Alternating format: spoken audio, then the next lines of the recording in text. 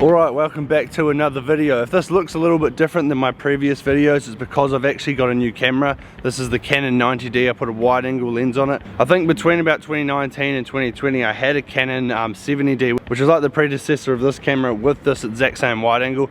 I just like the look of the videos a lot more, so we've changed onto this. I've sold the other camera. But some more exciting news, we have finally got the CyclingTom bus or van ready to go, and it's all sign written and it looks absolutely sick.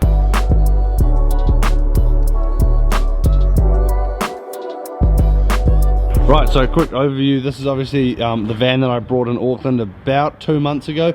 Finally got it sign written, so got the phone number of the shop, we got the email of the shop, the logo on the front. Then you come around the side, we got the big logo and some racing stripes, because obviously I'm into bike racing, definitely road racing. I thought we'd kind of go for a racing theme. We've got these cyclists going downhill, because obviously my most famous video is me going down the descent in Curau hitting 100 kilometers an hour. I thought it was fitting to have some guys absolutely bombing it down a hill. A whole bunch of the brands that we do at the shop. And then if you come round to the back, which is my favourite part, we've got a photo from the New Zealand Cycle Classic from last year. We've got Glenn, Toby Atkins and my mate Matty all on the back window. That's obviously see-through, so you can see through it, but it looks absolutely sick. And obviously representing Couplands looks pretty cool.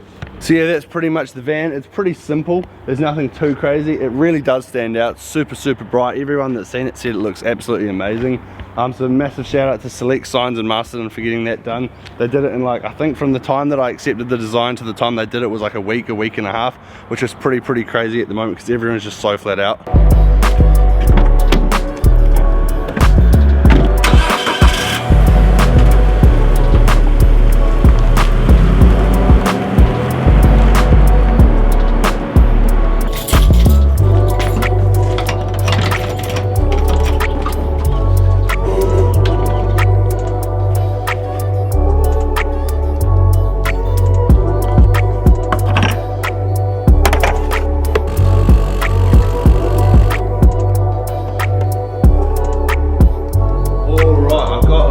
Bit of a story to tell about last weekend on the gravel bike, the old Windspace G2. So me, Dom, Derek and Caleb thought, well, we're going to go out for a pretty decent ride.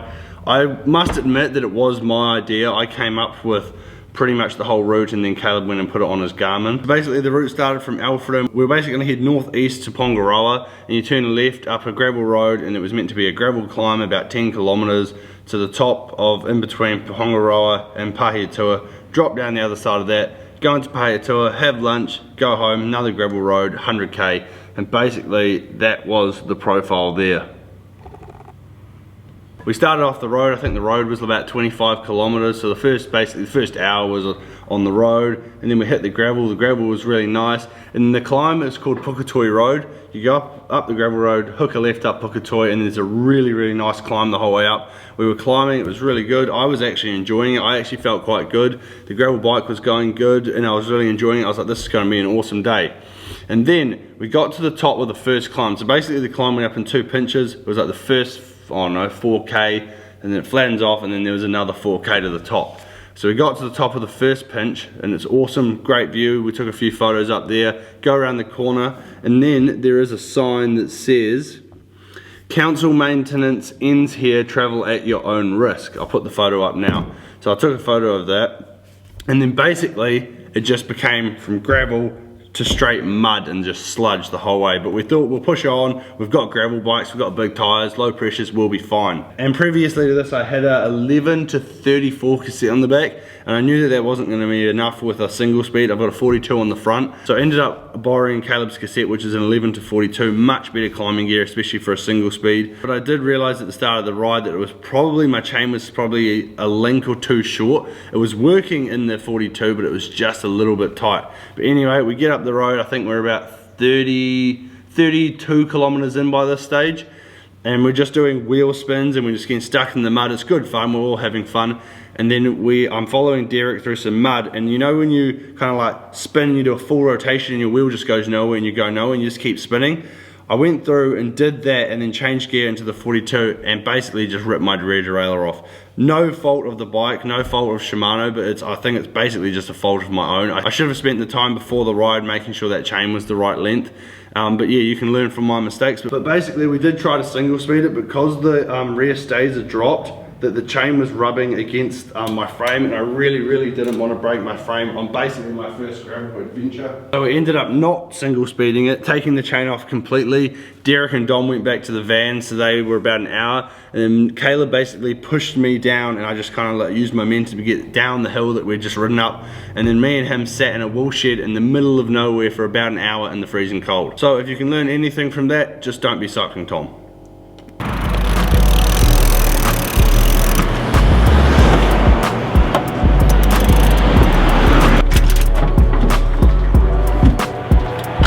Alright, it's about 12 o'clock now, Saturday, and we have a group ride.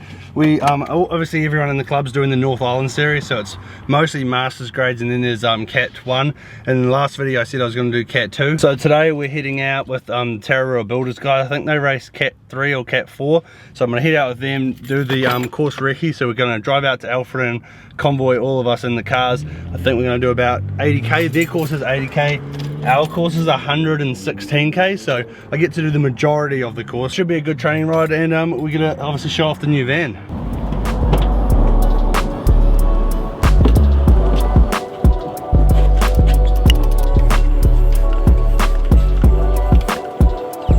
We made it to Alfred, and it's pretty windy out here today, so I'm going to kind of sit in the van to try and avoid the wind noise. But ever since I started training again, I've been using these M's Power Cookies. They're actually pretty good. This one is the Apricot Attack, so basically just like an apricot bar, and then basically a banana on each of my rides.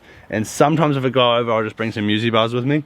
But these bars have like, what is it, like 400 or 500 calories in it, in just this bar. And I've just kind of decided that I'm going to work on my nutrition a bit.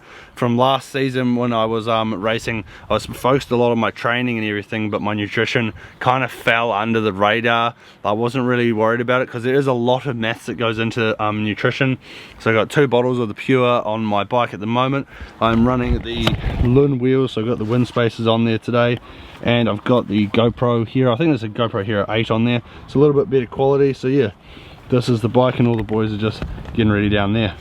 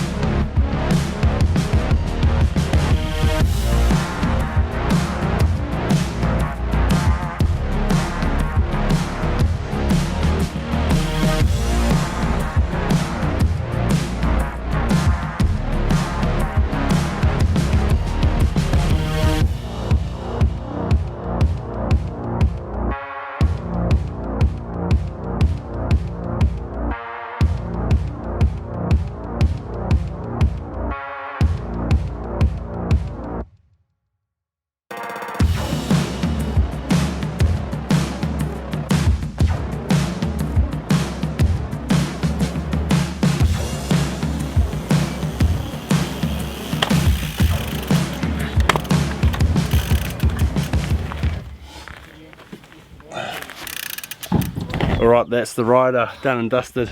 About 25k in, my seat like literally dropped probably an inch. I've been actually dealing with this problem on this Cannondale for like the last 2 weeks. I don't know what's going on. I put a whole bunch of carbon grease in there, still keeps dropping, so I end up putting it up. It hasn't dropped since, but I don't know how to prevent it. It just keeps on happening, and carbon grease is literally meant to stop that exact problem. But yeah, I'm pretty sure it dropped literally about that much, so it was really starting to hurt. Rode with it about 4k. So the full ride, we're 83.5k, 2 hours 46 minutes, average of 30, max of 88, normalized power 247 watts. So yeah, that's not a bad day in the saddle. Obviously we'll do some training tomorrow, slowly getting back into it. I'm still dealing with cramp a little bit. I had a little cramp gel. Hold on, I'll grab it. I took this little cramp gel when I felt some cramp coming on. It's called Cramp Fix Shot and Raspberry flavor, just this thing here, and it actually worked. I've used so many like different like cramp sprays before. I'm notorious for dealing with cramp, but I felt it coming on, took this. It's just like an instant like salty hit. It feels like you've just had like 14 packs of like salt and vinegar chips. But I felt it coming on, quickly got this out of the back pocket, used it, and it actually worked. So I'm not sure what brand it is here, Cramp Fix Shot, but yeah, it actually worked. I'm pretty happy about that. So alright, that was a really good ride. It's all up on Strava if you want to go have a look, and if you don't follow me on Strava, I'll leave the link for that in the description. Definitely go follow me there. I'm going to exchange the Cannondale for the G2. I'm going to go for a gravel ride tomorrow on a Sunday. I really enjoy the gravel at the moment. I think it's definitely the best one for tomorrow and the Sunday. I've actually got pretty much all my bikes here. I've got the G2, got the TT bike because we've got our first club TT on Tuesday, so that's why I've been getting this one already. And I've got the roadie. The only bike we're missing is the Scott foil, because that's why with Matt just getting a few little touch-ups. But that is going to be the end of today's video. Please give it a like if you haven't already. We're almost at about 16,000 subscribers, which is awesome. So definitely subscribe to the channel down below.